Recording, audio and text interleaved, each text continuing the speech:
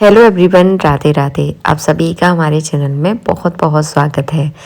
14 जनवरी के दिन है सठशिला एकादशी, जो कि बहुत ही ज़्यादा प्रभावशाली एकादशी है। इस एकादशी में 3-4 चीज़ों का आपको विशेष ध्यान रखना है। पहली बात, आपको तिल से ही स्नान करना है, तिल से ही भगवान का पूजन करना है, तिल का ही दान करना है और तिल ही जो है ना पारण में आपको ग्रहण करना है।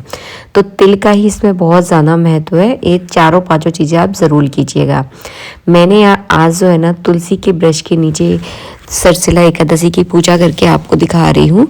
आप अपने घर के मंदिर में भी इस पूजा को कर सकते हैं।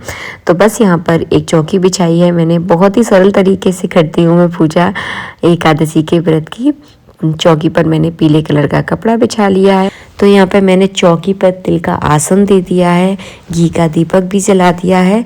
सठशिला एकादशी का व्रत करने से जो कार्य हमसे पाप, कई पाप हो जाते हैं, हम ग्रस्त जीवन में रहते हैं तो कुछ पाप हमसे जानबूझकर भी हो जाते हैं। उन पापों से मुक्ति हमें सठशिला एकादशी दिलाती है। इसीलिए सठशिला एकादशी का हमें व्रत ज़रूर करना चाहिए। अगर आप व्रत नहीं कर पा रहे हैं तो आज के दिन आप इस तरह से पूजा ज़रूर करें, जैसे मैं इस वीडियो में आपको दिखा रही हूँ।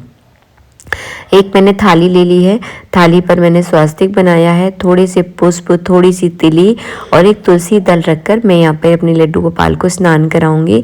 तो पहले नियम का पालन आपको ये करना है कि तिल से ही आज के दिन भगवान को आपको स्नान कराना है।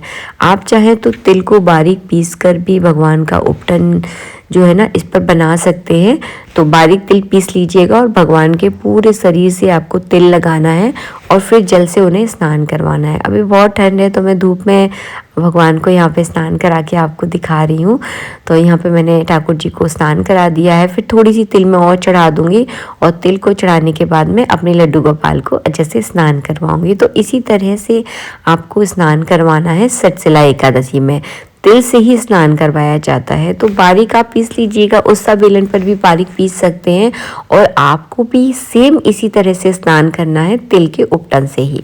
इसके बाद में भगवान को स्नान कराने के बाद अंग पोषण करूंगी, सुगंधित इत्र लगाऊंगी, गरम पोशाक पहनाकर भगवान को तैयार कर दूंगी और उनके मस्तक पर भी मैं चंदन और तिल का ही तिलक लगा दूंगी। फिर मैंने उनको यहाँ पे चौकी पर विराजमान कर दिया है। इसके बाद हम यहाँ पर भोग लगाएंगे और भोग में भी जो है ना तिल से बनी हुई कोई भी मिठाई का ही भोग लगाया जाता है। साथ के साथ मैं यहाँ पे तुलसी के नीचे पूजा कर रही हूँ, तो तुलसी के वृक्ष की भी मैं यहाँ पर जो है ना पूजन कर दूंगी। इसके बाद मैंने यहाँ पे फल का भोग लगा दिया है और ये है तिल से बने हुए तिलकुटा के लड्डू।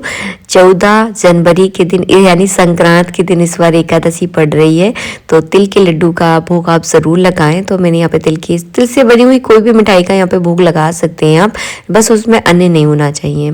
ये तिल जो है ना मैंने दान के लिए रख दी है, क्योंकि आज के दिन हमें दान जरूर करना चाहिए। इसमें मैंने थोड़ी सी दक्षिणा रख दी है।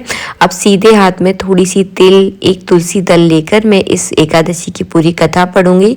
मैंने आपको शुरू में ही बताया था, इस एकादशी का व्रत करने से आपके सभी प्रकार के पाप नष्ट हो जाते हैं, जो कभी कभी आप जानबूझकर भी करते हो। उन पापों को भी जो है ना भगवान नष्ट कर देते हैं इस एकादशी का व्रत करने से, पूजन करने से। कथा हमने पढ़ ली है। इसके बाद जो है ना आपको भोग लगा दिया है हमने और इसके बाद करना है आपको हवन। तो इस एकादशी में तिल से ही हवन किया जाता है। अब हवन सामग्री आपको कहाँ से लेकर आनी है? हवन सामग्री आपको मार्केट में मिल जाएगी, उसमें आपको थोड़ी सी तिल मिलानी है। ध्यान रखना है हवन सामग्री में चावल नहीं होने चाहिए।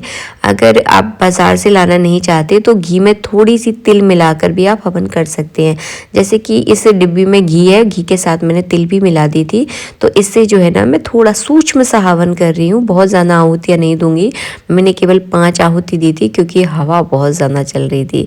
बस आहुतियाँ देने के बाद जो है ना तिल के लड्डू का मैं अग्नि में भोग लगा दूंगी, ताकि मैंने जो भी मिठाई बनाई है भगवान के निमित्त वो उन तक जो है ना ये मिठाई पहुँच जाए। तो इस तरह से आप भोग लगा दीजिए और भोग लगाने के बाद घी से या जल से जो है ना आपको आचमन करवाना है। हवन करने के बाद यहाँ पर मैं आरती करूँगी। बहुत तेज़ हवा चल रही थी तो बार बार जो है ना अग्नि जो है ना मैं पूरी जलाने की कोशिश कर रही हूँ, क्योंकि मैंने बाहर पूजा की है।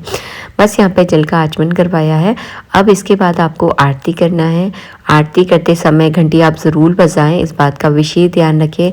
कुछ लोग 14 जनवरी के दिन संक्रांत भी बनाएंगे, तो ध्यान रखिएगा आज के दिन आपको तिल का ही दान करना है। चावल बिल्कुल भी भूल कर भी आपको दान नहीं करने हैं, इस बात का विशेष ध्यान रखें।